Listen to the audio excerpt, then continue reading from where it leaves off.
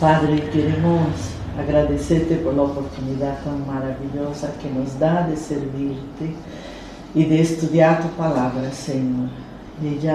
Sin ella no somos nada. Oh Dios, gracias porque tu palabra nos alumbra, tu palabra nos fortalece, nos exhorta, también nos alegra, Señor. Y te pedimos tu bendición para este estudio, para la vida de Ricardo y para cada uno de nosotros, en el nombre de Jesús. Amén. Amén. Amén. Bueno, empezamos la... Bueno, hola a todos. En esta escuela bíblica la vamos a dedicar a Santiago, ¿vale? En la Reina Valera seguramente va a salir casi siempre Jacobo. Jacobo es Santiago, ¿vale? Prefiero llamarle Santiago el Mayor para diferenciarlo del otro Santiago que había con los demás apóstoles, y ya lo iremos viendo, ¿vale? Entonces, Santiago era uno de los 12 apóstoles, uno de los 12. Cuando la Biblia sale, Francisco, cuando la Biblia sale la palabra, hola, 12, quiere decir los apóstoles, no quiere decir otros, porque seguidores había muchos, y seguidoras, ¿vale? A través de su llamado, su discípulo cercano y su martirio, vamos a descubrir a un hombre transformado por el Evangelio. Encantado. Estudiar su figura nos invita a reflexionar sobre el seguimiento auténtico, valiente y un compromiso misionero en la iglesia primitiva y hoy, ¿vale? ¿Quién fue Santiago el Mayor o Jacobo, como viene en la Reina Valera? En la Biblia aparecen personas llamadas Santiago. En hebreo se dice Jacob, ¿vale? Entonces ya podéis entender Jacob, ¿vale? O Jacobo, ¿vale? Eso ha ido haciendo una transliteración, e incluso hay por ahí personas que opinan que Santiago viene de el santo Jacobo, Santiago, ¿eh? ¿Entiendes? Del latín del griego ha pasado al latín, al castellano, entonces Santiago, Santiago, pero tampoco podemos confirmar eso. Bueno, a continuación os voy a explicar una cosa antes de empezar, y es los Santiagos que aparecen en la Biblia, porque claro, Santiago y Jacobo es lo mismo, ¿vale? Entonces vamos a ver en la Biblia que Santiago no aparecen para poder distinguirlo, ¿vale? Nosotros vamos a hablar de Santiago el Mayor, que es el hijo de Zebedeo, ¿vale? Fue uno de los 12 apóstoles, hermano de Juan. Muy bien. El evangelista.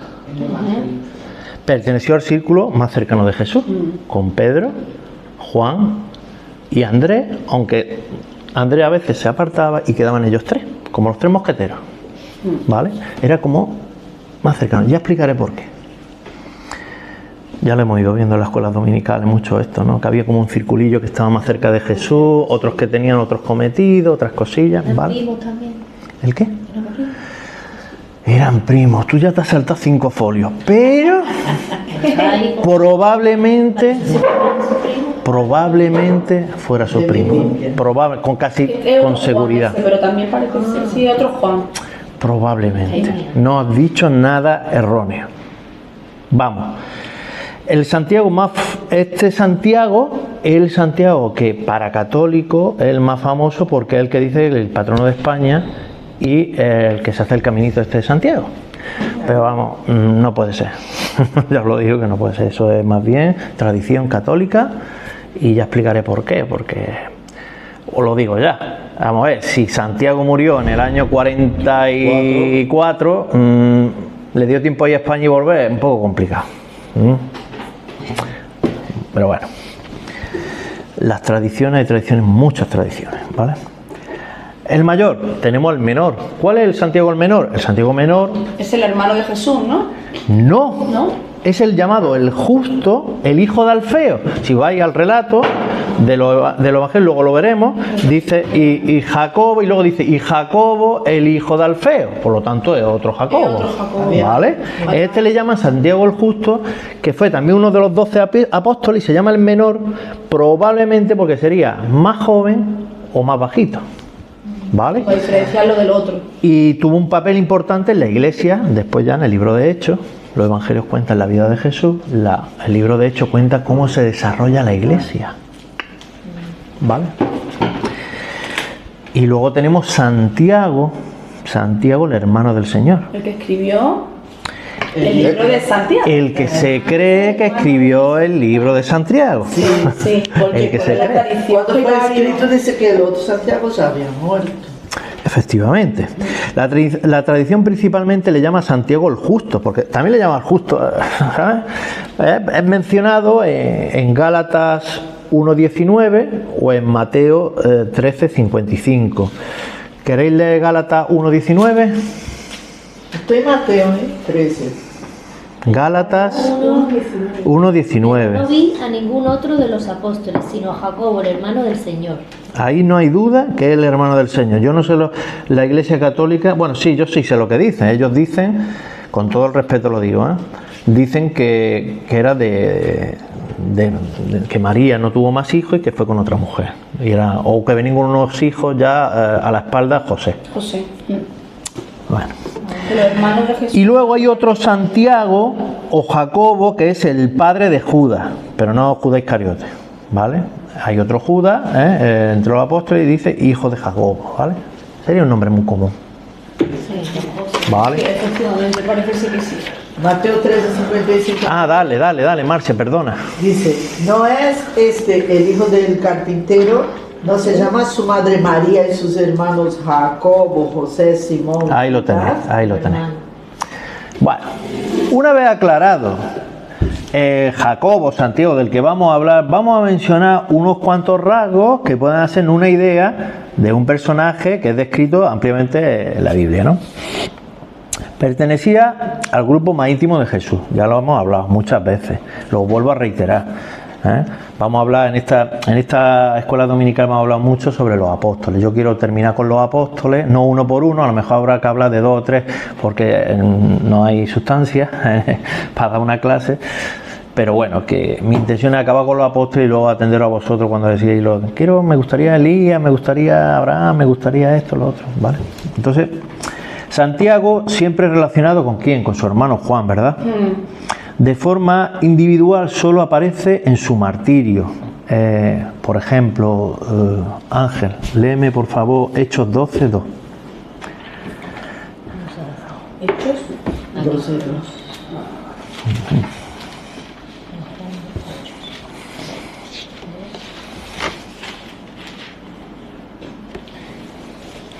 Y mató a espada a Jacobo, hermano de Juan. Y mató a espada a Santiago, Jacobo, hermano de Juan. Santiago, hermano de Juan, o Jacobo, hermano de Juan, ya sabemos quién es, el mayor, ¿vale? Cuando aparecen los relatos, los hermanos Jacobo y Juan, Jacobo aparece antes que Juan, siempre. ¿El mayor? Siempre aparece, siempre dice Jacobo y Juan, ¿vale? O dicho de otra manera, que Juan siempre aparecía el último. ¿Por qué? Porque Jacobo es el mayor. Efectivamente. Claro, de los hermanos. Vale. Se cree que estos hermanos estaban. Lo mismo en la próxima escuela dominical voy a hacer como un premio, un regalito, y el que vea yo que se estudia mejor la lección se lo va a. Vamos a hacer un concurso. Lo vamos a poner todo a la Venga. Bueno, entonces se cree que estos hermanos estaban bien posicionados, pues a diferencia de Pedro y Andrés. ¿Por qué se cree que estaban bien posicionados? Yo voy a explicaroslo, ¿vale? Vale. Estos hermanos se mencionan como hijos de Zebedeo, ¿vale? Haciendo suponer que era una persona de cierta importancia. Esto lo podemos ver, ese término hijos de Zebedeo, en Mateo 20:20, 26:37, Marcos 10:35, Lucas 5:10, Juan 21. Voy a leerlo. No, si ya la culpa tiene Marce, ya lo sé. estaban juntos Pedro y Simón. Estaban juntos Simón Pedro, Tomás llamado el Dídimo, Natanael, el de Caná de Galilea, los hijos de Zebedeo y otros 2 discípulos. ¿Ves? Siempre, en vez de nombrar a Juan y a Jacobo o Santiago, decía los hijos de Zebedeo. Entonces, cuando tú dices los hijos de fulano, es que ese fulano tiene cierta notoriedad, una persona ínclita, ilustra, alguien importante, tiempo, ¿no? ¿vale? Vale. Leo Marco 1:20, dice, y luego los llamó y dejando a su padre Zebedeo en la barca con los jornaleros, Los trabajadores. le siguieron. Esta mención a los jornaleros nos induce a pensar que más que unos simples pescadores eran personas con cierto éxito financiero. Económico. Para aquella época tener jornaleros Una economía. Claro, Era un luego que tenían su dinerillo. Claro, que tenía Claro. Tendrían un negocio de algo a lo mejor. ¿De la pesca? Ellos eran como Claro, jefes de claro, ese. efectivamente. Claro, el negocio sería de ellos. Juan. Claro, entonces eran de dinero. Y un detalle que seguro que se os ha escapado, porque yo de verdad que nunca me di cuenta de esto, Juan era conocido por el sumo sacerdote. Como podemos ver en Juan, que lo busque alguien, 18, 15, 16. Por ejemplo, tu Ángel mismo. 18, 15. 16. Venga. Y ahora vamos siguiendo así un orden. Juan 15, Y seguí- 8, y seguí- Juan 18 y seguía. Perdón, yo escucho 8, pero 18, 15. Eso, y 16. Y seguían a Jesús, Simón Pedro y otro discípulo. Y este discípulo era conocido del sumo sacerdote. Y entró con Jesús al patio del sumo sacerdote. Mas Pedro estaba fuera, a la puerta. Salió pues el discípulo que era conocido del sumo sacerdote y habló a la portera. Él hizo Entrar, importante. a Pedro. A ver, E hizo Y hay una pregunta, ¿no? Sí, entrar. ¿No eres tú? Fijaos cómo, fijaos cómo gracias a Juan, Pedro puede entrar al patio del sumo sacerdote. Estos detalles nos hacen pensar que la familia de Santiago el Mayor tuviera cierta reputación, no solo en Galilea, de donde eran ellos, sino también en Jerusalén, donde residía el sumo sacerdote. Sí, porque dice que le conocía, fíjate. Perdona, tú conoces al sumo sacerdote, No sé cualquiera. no lo conoce cualquiera, Claro, ese tío. eso era top. Claro. Santiago o Jacobo el Mayor, ¿vale?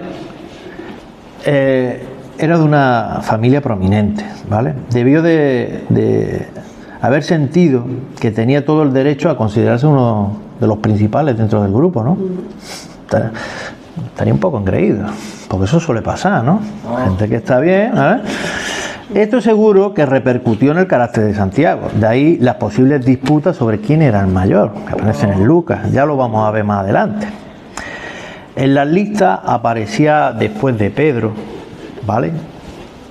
Vamos a leer, por ejemplo, lo voy a leer yo mismo, Hechos 1:13, dice, y entrados subieron al aposento alto donde moraban Pedro, Jacobo, Juan, etc., ¿vale?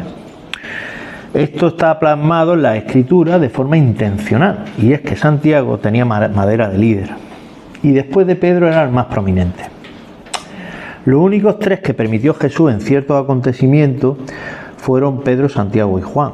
Por ejemplo, ¿alguno por ahí? La hija de Jairo. La hija de Jairo, ¿dónde más? No sé cómo era la palabra esa que ves. La transfiguración. Muy bien.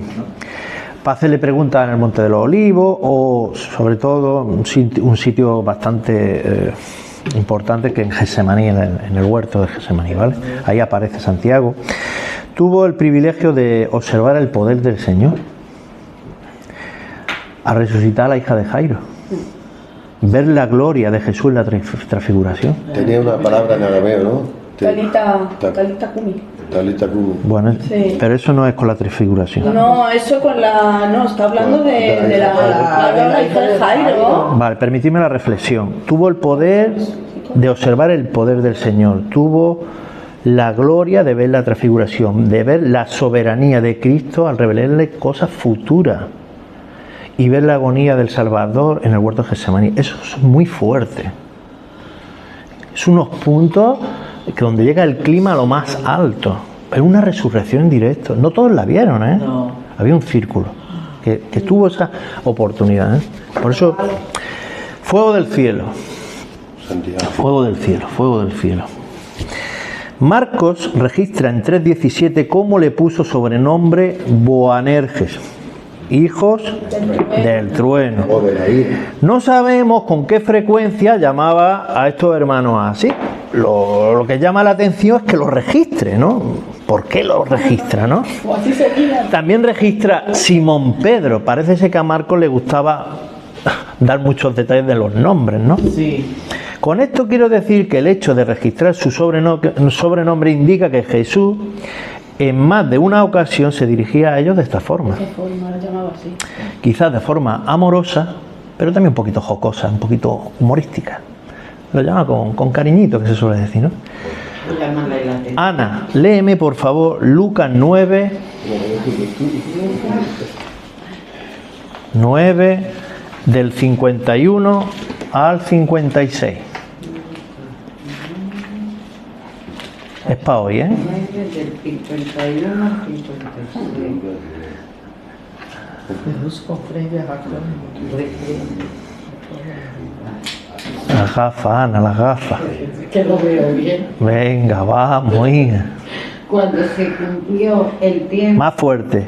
Cuando se cumplió el tiempo en que él había de ser arriba, afirmó su rostro para ir a Jerusalén y envió mensajeros delante de él, los cuales fueron y entraron en una aldea de los samaritanos para hacerle preparativos, mas no le recibieron, porque su aspecto era como el de ir a Jerusalén. Viendo esto, sus discípulos, Jacobo y Juan, dijeron: Señor, ¿quieres que mandemos que descienda fuego del cielo, como hizo Elías, y los consuma? Entonces, volviéndose él, los respondió, diciendo: Reprendió. vosotros no sabéis de qué espíritu sois, porque el Hijo del Hombre no ha venido para perder las almas de los hombres, sino para salvarlas. Y se fueron a otra aldea.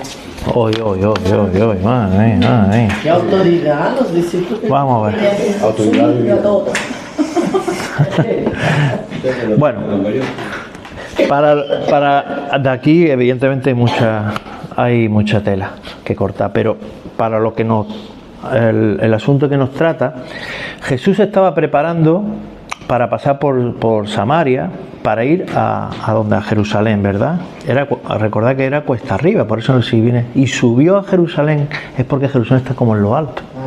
Aunque esté, digamos, bajando, tú ves el globo terráqueo y es como si estuviera bajando, ¿no? Pero en realidad está subiendo, ¿no? Eso tenéis que... Dice, ser recibido arriba. ¿Por qué dice eso? De ser recibido arriba.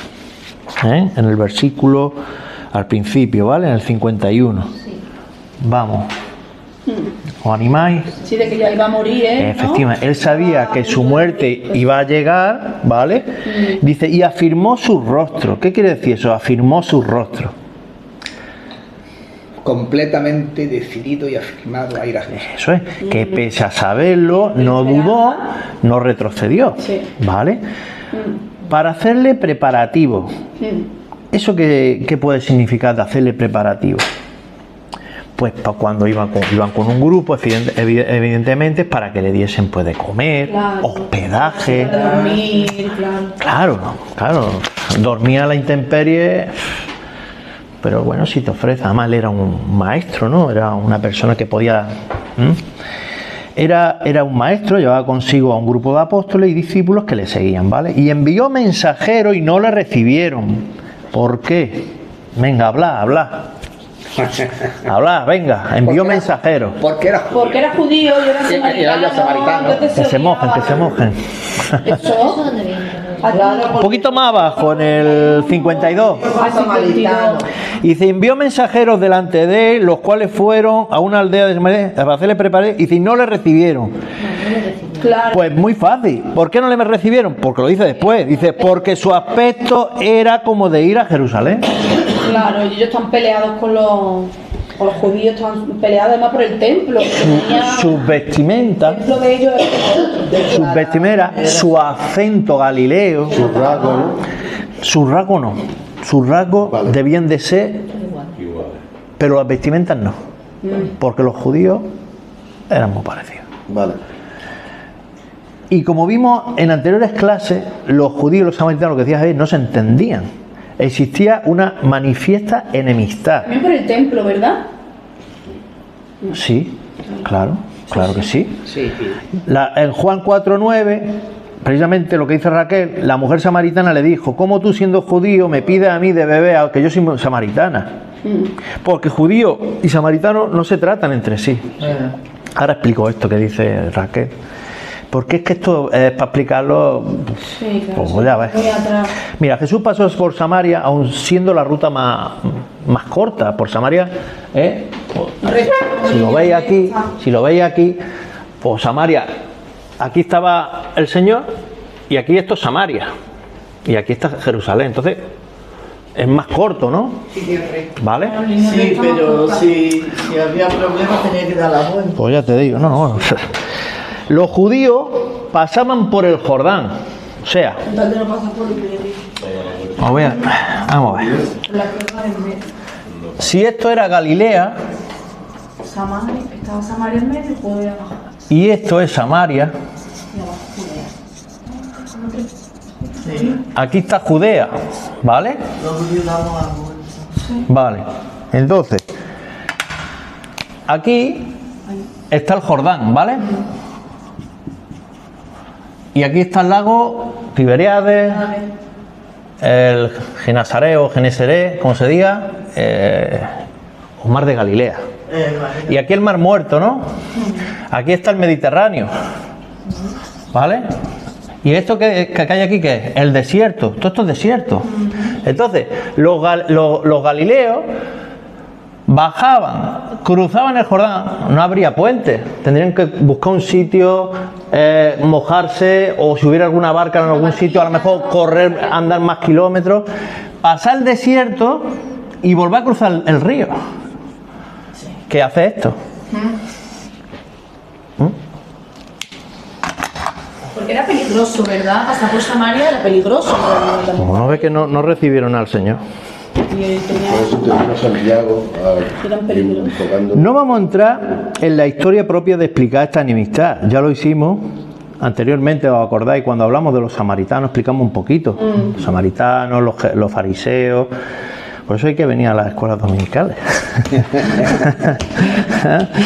Entonces no vamos a entrar en la propia historia, como ya lo hicimos, pero en resumen, después de la ruptura de Israel entre el reino del norte y el reino del sur, el norte sucumbió a Siria, ¿vale? Los asirios, que están arriba, entraron y conquistaron el reino del norte. Solo quedó el sur, ¿vale? Entonces hubo mucho mestizaje, ¿vale? Hubo mucho mestizaje. Más tarde existieron intentos de volver al temor de Dios, pero quedó una nueva religión. Era una mezcla de la verdad, porque ellos tomaban la escritura sagrada, el Pentateuco, lo que es la Torá solamente, no cogían los libros históricos ni la sabiduría, solamente la Torá, ¿vale? Y elementos del paganismo. Entonces ahí hubo un sincretismo, una mezcla de religiones que le quedó a los samaritanos una cosa muy rarita, muy rarita. A esto había que añadir que no adoraban en Jerusalén, sino en el monte Gerizim. ¿Y ahora qué? ¿Por qué no? Porque no podían ir a judíos, cortaron el cuello. Los judíos, ¿sabes tú? Los judíos lo veían como una religión impura y una raza mestiza. Inferior, ¿no? Como inferior. Mestiza. Pues ya está, con las connotaciones que tiene eso. No era el caso de Jesús. Jesús no los trató así. Los samaritanos, a ver los atuendos, le negaron la cortesía popular de hospedar y dar alimento pues, a un rabí, a un maestro. Porque rabí viene de rabá en hebreo y significa ser grande. ¿Vale? Entonces ellos lo ven como un grande a estas personas. Odiaban, los samaritanos odiaban que adorasen en el templo de Jerusalén. Ellos tenían su propio templo. Que ya no estaba el templo, pero era como un lugar de peregrinación y todo esto, ¿vale? Pero Jesús sanó un leproso samaritano. Porque decía, no, Jesús ha sanado a un leproso. No, no. La palabra dice en Lucas 17:16 que era samaritano. Si tú estás diciendo que es samaritano es porque Jesús no le importaba, ¿vale? Aceptó a la mujer samaritana en el pozo, ¿vale? En Juan 4 del 7 al 29. También colocó a un héroe samaritano en la parábola del buen samaritano. En Lucas 10, ¿vale? Había mostrado siempre buena voluntad y amabilidad hacia los samaritanos. Entonces, a Jacobo y a Juan, ¿cómo les pudo sentar que le hicieran tal desprecio? Pues míralo, dice que fuego, que caiga fuego. Pues no le sentó muy bien, y le dijeron, Que caiga fuego. Que caiga fuego. dice en Lucas 9:54, dice, Señor, ¿quieres que mandemos que descienda fuego del cielo como hizo Elías y los consuma? Quería matarlo a todos. Este hecho de Elías, que ya haremos en ese prometido estudio, ocurrió en la misma zona, porque Elías, su zona operativa era el Reino del Norte, ¿vale? Los apóstoles conocían el Antiguo Testamento y sabían que la tremenda idolatría que hubo en esos tiempos de Elías y el rey Acab, su mujer era Jezabel. ¿Verdad? Y ya vimos cómo se las gastaba y su malogrado hijo Ocosías, ¿vale? Ese relato viene por su hijo Ocosías. Juan y Jacobo quería que le ocurriera lo mismo que le pasó a los 50 hombres que mandó Ocosías 3 veces, ya lo contaremos eso, ¿vale? Lo mandó 3 veces, ¿vale? En Segunda de Reyes 1, 9 y 10. Ellos pretendían que Cristo les cediera un poquito de poder suyo para que hicieran descender fuego del cielo, ¿no? Puesto que ellos no tenían ningún poder, ¿no? Evidentemente. Pero a Jesús siempre se le desafió para mostrar su poder y nunca cayó en esa tentación. Al menos de esa forma, sí pudo hacer sanaciones, pudo hacer alimentación, Canaán, lo del vino, tal, pero no para eso, ¿vale?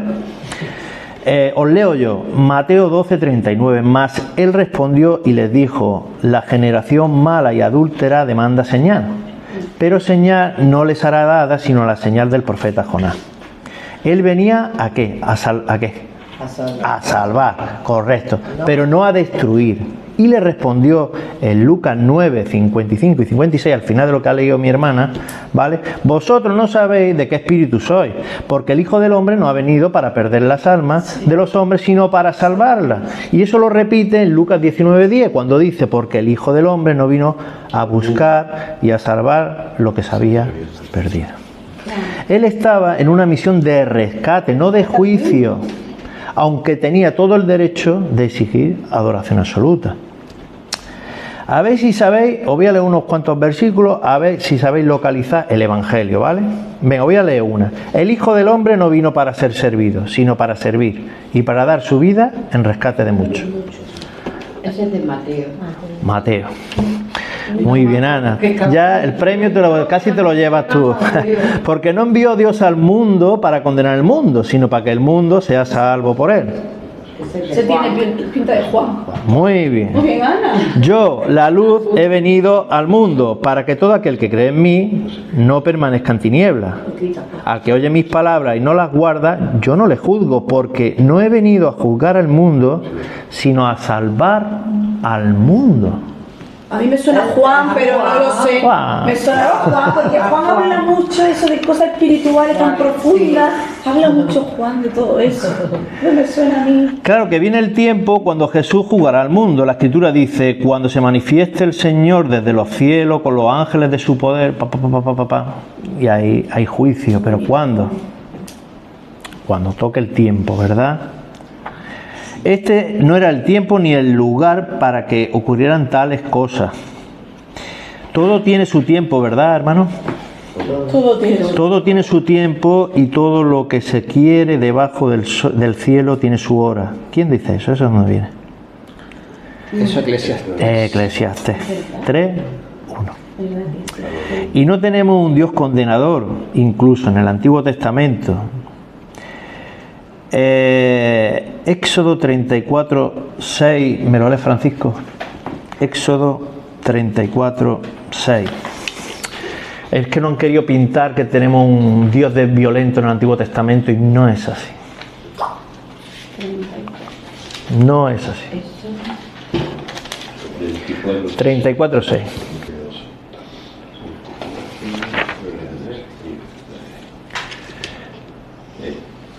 Y pasando Jehová por delante de él, proclamó: Jehová, Jehová, fuerte, misericordioso y piadoso, Tardo para la ira y grande misericordia y verdad. Amén, hermano, amén. El Señor siempre desea un camino de retorno. Ezequiel 33, 11, ¿vale? Todos estos versículos los colgaremos, son muy buenos, mucha potencia, mucha sustancia. Son versículos potentes para que veáis que el Señor no es como lo pintan en el Antiguo Testamento. Sí. Había unos motivos, requiere de estudio, pero no es así. Son difíciles de aceptar en nuestra sociedad. Nosotros estamos envueltos en muchas cosas, tenemos muchas cosas que nos llegan. Sí. Nosotros no llegamos desnudos al Evangelio, tenemos mucha influencia culturales, sociales, etcétera, etcétera. Jesús enseñó amor a Santiago y a su hermano, amor por los demás. El detalle final, el 56, dice: y se fueron a otra aldea. Buscaron otro sitio donde dar fuego. Dice, buscaron en otro sitio en vez de dar fuego y juicio. Más tarde Felipe, en Hechos 8:5, vemos una conversión masiva en Samaria. ¿Quién nos dice que alguno de los que creyeron con Felipe no pudiera haber muerto si Jesús hubiera descendido fuego ese día? Quizá había ahí personas que se iban a convertir. Ahí queda. La petición de Santiago y Juan. Vamos a leer aquí un poquito. Mateo 20, del 20 al 24, nos describe un poquito más del carácter de Santiago. Aquí descubrimos que Santiago no solo era una persona ferviente, apasionada, celosa, insensible, también era ambicioso y confiado. En este caso, él y su hermano Juan se enfrascaron en un infructuoso intento de ganar una posición destacada sobre los apóstoles. Raquel, ¿me lees por favor Mateo 20, del 20 al 24? Sí. Mateo 20, del 20 al 24. Vale. Dice: entonces se le acercó la madre de los hijos de Zebedeo con sus hijos, postrándose ante él y pidiéndole algo. Él le dijo: ¿qué quieres? Y ella le dijo: ordena que en tu reino se sienten estos dos hijos míos, el uno a la derecha y el otro a tu izquierda. La madre buena, como buena madre, claro. Entonces Jesús respondiendo dijo: no sabéis lo que pedís. ¿Podéis beber del vaso que yo he de beber y ser bautizados con el bautismo con que yo soy bautizado? Ellos le dijeron: ¿podemos? Él les dijo: a la verdad, de mi vaso beberéis, y con el bautismo con que yo soy bautizado, seréis bautizados. Pero el sentaros a mi derecha y a mi izquierda no es mío darlo, sino a aquellos para quienes está preparado por mi Padre. ¿Sigo? 24, ¿no? Hasta el 24. Hasta el 24, sí, sí. Cuando los 10 oyeron esto, se enojaron contra los dos hermanos. ¿Sigo? Al 25. Ya está. Tranquila, Raquel, que te animo.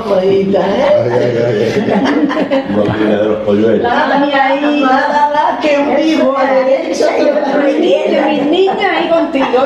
Tan buenos son. Los demás Ay. fueron más buenas la cola. Qué graciosa la madre. Bueno, pues Santiago y Juan buscaron la intercesión de la madre. Claro, A ver, aunque Mateo dice que es ella quien hace la petición a Jesús, en comparación con Marcos parece indicar que fueron los hijos los que tuvieron la iniciativa. No aparece, pero eso viene en Marcos 12:35. Bueno, comparando Mateo 27:56, dice, entre las cuales, vamos a intentar razonar un poquito aquí este tema. En Mateo 27:56 yo os leo, dice, entre las cuales estaba María Magdalena, María, la madre de Jacobo y de José, y la madre de los hijos de Zebedeo. Y en Marcos 16:1 nos damos cuenta de que la madre de Jacobo y Juan se llamaba Salomé. ¿Vale? En Marcos 16:1 habla de que la madre de los hijos de Zebedeo, o sea, la esposa de Zebedeo, se llamaba Salomé. Y se dice que era hermana de María. María, la madre del Señor, era hermana de Salomé. Todo el mundo dice que sí. Se puede decir que sí. ¿El Santiago ese es Santiago el mayor? No. Ese Santiago es el menor, el hijo de Alfeo. Al menos los cristianos evangélicos pensamos así, los católicos no. Porque ya sabéis que vosotros que los católicos opinan con el tema de que si María tuvo hijos o no tuvo hijos. Entonces, si dice que María tuvo hijos, ya intentan ahí evitar ese problema. ¿Sabes? Para nosotros no es problema. ¿Vale? Entonces, independientemente de eso, lo que yo deduzco de esto, para lo que a mí me interesa de la clase, es que si fueran primos, ¿vale? Jesús y los hijos de Zebedeo, Santiago y Juan, con más motivo esa estrechez, esa relación, esos lazos, sobre todo con Juan, como nos la llamaba el discípulo amado, ¿vale? Y por eso tenía tanta confianza de vente conmigo y esto, ¿vale? Entonces, Mateo 19:28, leo yo, dice, de cierto os digo que en la regeneración, antes hemos leído el 20, ¿vale? ¿Por qué dice lo que dice en el 20? En el 19:28, y si queréis, yo os lo leo, en Mateo 19:28, porque el Señor parece que hace como una promesa y ellos la entienden mal. ¿Vale? Dice, de cierto os digo que en la regeneración, cuando el Hijo del Hombre se siente en el trono de gloria, vosotros que me habéis seguido, también os sentaréis sobre los 12 tronos para juzgar a las 12 tribus de Israel. Y ahora yo os pregunto, Javier, espérate, ¿cuándo pasará esto según nuestra visión escatológica? ¿Cuándo pasará esto? ¿De qué está hablando el Señor ahí? La segunda venida, ¿no? Su segunda venida, ¿no? Estamos hablando, según nuestra forma de ver los tiempos finales, en esta iglesia evangélica bautista de Melilla, en el milenio. ¿Vale? En el milenio. Esto captó la atención de Santiago y Juan. Dijo, uy, ¿cómo vamos a gobernar? Y la madre dijo, mamá, entra ahí. Ahora voy a explicar por qué la madre entra. ¿Por qué tiene esa? Probablemente era su sobrino. Sobrino humanamente hablando. Porque Dios no tiene más sobrinos. Tías. Perdón. Entonces la madre era la tía, ¿no? La hermana de María dice Posiblemente, casi, no te lo dice, pero John MacArthur, Samuel Pérez Millo, lo he mirado en varios comentarios bíblicos y sí. Además son teólogos buenos, no cualquiera. No, esto lo he mirado yo al dedillo. Sí, parece que sí. Para no liarme. Bueno, esto captó la atención, como he dicho, ¿vale? Pese a que Jesús dijera que muchos primeros serán postreros y postreros serán primeros. Pero bueno, ellos ya pertenecían al círculo íntimo de los tres y pensarían que se lo merecían. ¿Por qué no pedirlo? Jesús le recordó que sufrir es el preludio de la gloria. Dice, podéis beber del vaso que yo he de beber. El sufrimiento. Y ser bautizados con el mismo bautismo que yo voy a ser bautizado. Y ellos dicen de forma necia y ambiciosa, sí, podemos. Me recuerda, podemos. En ese momento no habrían apreciado que se estaba ofreciendo como voluntario. Aunque él les había explicado numerosas veces que habría de qué, de ser crucificado. Claro. Ellos evidentemente no entendieron a qué bautismo se estaba refiriendo. Ni la copa a la que se estaban... Del vaso que yo te he de beber era la aceptación voluntaria a morir en la cruz. Del dolor del sacrificio. Y su bautismo es esa agonía redentora que le esperaba. Este debate entre ellos lo llevaron a la mesa cuando comieron la última cena. Javier, ¿puedes leer Lucas 22, 24? Porque no os acordáis, pero es que esto llegó a la mesa del Señor en el aposento alto. Hubo también entre ellos una disputa sobre quién de ellos sería el mayor. Eso llegó hasta el aposento alto. Santiago quería una corona de gloria. Jesús le dio una copa de sufrimiento. Quería poder y Jesús le dio la función de servir. Quería un lugar de prominencia y Jesús le dio una tumba de mártir. Quería gobernar y Jesús le dio una espada. No para empuñarla, sino para que fuera el instrumento de su ejecución. 14 años después, Jacobo sería el primero de los 12 en ser muerto por su fe. Vamos a una copa de sufrimiento. Bueno, al final de la historia de Santiago se registra, esto se registra en Hechos 12, del 1 al 3. ¿Quién quedaba por leer por ahí? ¿Dónde? Hechos 12. ¿Quiere leer? Si quiere leer. ¿Sí? Ah, venga. Hechos 12 del 1 al 3. Del 12 al 1 al 3. Sí. Sí. Al mismo tiempo el rey Herodes echó mano a algunos de la iglesia para maltratarles y mató a espada a Jacob, hermano de Juan. Y viendo que esto había agradado a los judíos, procedió a prender también a Pedro. Era entonces los días de los panes sin levadura. Vale. Entonces, Ángel, si mató a espada, ¿eso qué quiere decir que mató a espada? ¿Qué le degolló el cuello? Madre mía. Le cortó lo decapitó. Lo decapitó, sí. Vale. Voy a explicar una cosa así rápida, porque creo que tengo algo de tiempo. A ver. En la Judea del siglo I, ¿quién gobernaba en Judea en el siglo I? El siglo I. Entró Pompeyo, ¿vale? Pompeyo, el emperador romano. Y de aquí venían los asmoneos, ¿vale? Ah, sí, vale. Sí, está bien. Y viene Herodes. Herodes el Grande. Luego, cuando muere. Su padre se llamaba, ¿lo sabéis? Antípater. Antípater, sí, ¿vale? Y luego ese rey, eso se divide en tres. Entonces, Herodes el Grande está en los tiempos de Jesús. Sí, está una parte. Eso no se mide. Muy pequeña, una parte pequeña de su. Vale. Yo lo que quiero que sepáis, el Señor nació, se supone en el 0, ¿no? Pero nació el 4 o el 5 antes de Cristo, ¿vale? Sobre el 4 antes de Cristo, ¿vale? Entonces, Herodes tuvo muchos hijos. Pero era más malo que la o más fuerte que la quina.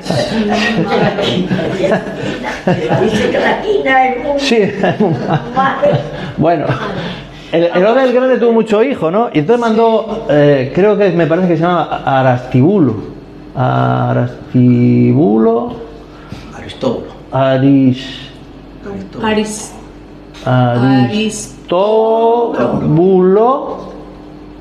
Cuarto a Roma, ¿vale? Vino. ¿Y qué le hizo Herodes? Lo mató. Dice, esto va por mí, este que me quiere quitar el poder. Lo mató. Su hijo se llamaba... su hijo, el nieto de Herodes el Grande, se llama Herodes Agripa I. Primero y luego el... Sí. Es el que lo... Vale, entonces yo lo que quiero que sepáis es que hasta el año 6, más o menos, gobernó Judea Herodes Arquelao, otro hijo. Pero desde el año 6 hasta el 41 no habían idumeos o de la familia de Herodes. Ahí hubo romanos, gobernadores romanos, como Poncio, como Pilato, ¿vale? Entonces, aquí no hubo. Entonces, ¿quién se cargó y quién fue? Lo que quiero dar a entender es que si aquí, por ejemplo, Herodes mató los asesinatos a los niños, y luego aquí fue y martirizó a Santiago, no sé qué pasaba esa familia con los cristianos, de verdad, es que iba a cuchillo, eso es Satanás, vamos, eso está clarísimo, ¿vale? Entonces, iban a por ella. Luego Herodes, su hijo, el 2, ¿vale? No gobernó Judea, gobernó otras provincias del sur, del norte, ¿vale? Pero Judea no. Ya desde entonces se quedaron los romanos, ¿vale? Bueno, pues ya está. ¿Vale? Entonces, en este versículo que hemos leído de Hechos 12, ¿vale? Del martirio de Santiago, este es el único lugar en la Escritura donde Jacobo o Santiago aparece mencionado solo. En los demás sale con el hermano, o como los hijos de Zebedeo, o con los demás, con los 12, etcétera, ¿vale? La Escritura dice que Herodes fue el que lo mató y que el instrumento de esa ejecución fue una espada, lo que hace suponer que fue decapitado. Este Herodes no es Herodes Antipa, el que mató a Juan el Bautista y enjuició a Jesús. Este era el sobrino y sucesor de Herodes Agripa. ¿Y cómo se llamaba este? ¿Herodes qué? ¿Este qué era? ¿Herodes qué? Agripa. Este era Agripa, este. No, perdón. Este era el sobrino y sucesor, perdón, de Herodes Arquelao. Herodes Agripa I. Este era Herodes Agripa I, el que mató a Santiago, ¿no? Sí. No, perdón, sí lo he dicho bien, De Herodes Arquelao sí, pero yo he dicho, este Herodes no es Herodes de Antipa. Herodes Antipa era, mira, Herodes el Grande tuvo varios hijos. Sí. Herodes Felipe, Herodes Arquelao, Herodes Antipa. Y había otro que no me acuerdo ahora. Había otro. Y entre esos 4 se dividieron toda la región de Judea, de Palestina, digámosle así, ¿vale? Se la repartieron. Pues uno tenía Judea, el otro tendría Traconite, el otro tenía Decápolis, etcétera, etcétera. ¿Vale? Entonces, ¿quién fue el que le cortó la cabeza a Juan el Bautista? Fue Herodes Antipa. ¿Y ese quién era? Pues era el tío. Herodes Antipa era el tío de Agripa. Claro. Era su sobrino. Vale. Yo es que me lío también con esto de la familia, la verdad. Vale. Su sobrino, sí. Este era el sobrino de Antipa, no de Arquelao. De Arquelao también era su sobrino. Y era el nieto de Herodes el Grande. Vale. Todo malísimo, Es fácil hacerse un lío con todo eso. ¿Vale? Claro, era, Bueno, este hombre comenzó una campaña de hostigamiento contra los cristianos hasta llegar al asesinato. Cuando vio cuánto complacía esto a los dirigentes judíos, puso sus ojos en Pedro. Este escapó milagrosamente, después de ese versículo dice que escapó milagrosamente, y poco después Herodes mismo murió bajo el juicio de Dios. La Escritura dice que después de Pedro hubo escapado, Herodes hizo matar a los guardias de la prisión y se fue a Cesarea. Estando allí, afectó a la clase de adoración que no le corresponde solo a Dios. ¿Alguien puede leer Hechos 12, 22 y 23? Ahí vais a ver qué forma tenía esa persona de megalómano, en todas reglas. Se creía que era Dios. ¿Ese no? Sí. Y el pueblo aclamaba gritando, voz de Dios y no de hombre. Al momento, un ángel del Señor le hirió, por cuanto no dio la gloria a Dios, y expiró comido de gusano. Mamá, comido de gusano, mamá. Qué mala muerte, ¿eh? Eso que a ti te... Que me gusta, ¿no? Eso a mí me gusta. Se creía Dios y Dios dice Flavio Josefo que murió retorciéndose de dolores estomacales. O sea que no es una cosa que venga solamente en el Evangelio, que está confrontado y confirmado en textos fuera de la Biblia, ¿eh? Sí. En conclusión, Santiago fue el primero de los apóstoles asesinado y registrado en la Escritura. Era todavía un hombre de pasión y provocó la ira de Herodes Agripa I. Santiago estuvo donde el Señor le entrenó por primera. Santiago estuvo donde el Señor le entrenó en primera línea, mientras el Evangelio avanzaba y la Iglesia crecía. Era valiente, era celoso y comprometido con la verdad. Por eso acabaron con su vida. Así fue que bebió la copa que Jesús le había dicho que bebiera, la que hemos hablado antes. La historia de su ejecución cuenta cómo Jacobo dio fruto hasta el último momento de su ejecución. Esto lo dice la tradición, ¿vale? Según el relato antiguo de Eusebio, el historiador de la Iglesia, recoge que el hombre que llevó a Santiago ante el tribunal quedó profundamente conmovido al escucharlo y dar el testimonio del Señor. Fue tal el impacto que terminó confesando públicamente que él también era cristiano. ¿Y qué pasó? A partir de ahí los dos fueron conducidos juntos a la muerte. Y mientras caminaban, aquel hombre le pidió a Santiago que le perdonara. Y Santiago quedó pensativo un instante y luego le respondió: la paz sea contigo. Y después lo besó. Finalmente ambos fueron decapitados al mismo tiempo. Para mí esto muestra cómo termina Santiago su vida, habiendo aprendido a parecerse más al Señor. Santiago fue el prototipo de líder apasionado, celoso, el que va de frente, dinámico, fuerte, ambicioso, pero con los años sus pasiones fueron templadas por la sensibilidad y por la gracia. En algún punto de su camino aprendió a controlar su enojo, a refrenar su lengua, a reorientar el celo, a eliminar la sed de venganza, a olvidarse por completo de la ambición. Y al final, en vez de querer ejecutar juicio, siguió llevando a personas a Cristo, incluso en su última hora. ¿Nos animamos a traer personas al conocimiento de la palabra? Bueno, que Dios bendiga a todos. Padre, te quiero dar las gracias por este tiempo.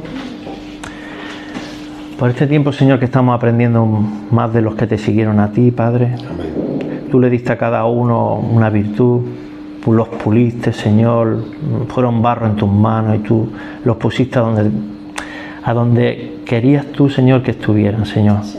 Que nos sirvieran de ejemplo, Señor, de vida, Señor, y de iglesia, Señor. Gracias por este día, Padre, en el nombre de Cristo. Amén. Amén. Apágame el vídeo. Vaya, la escuela bíblica, hermano.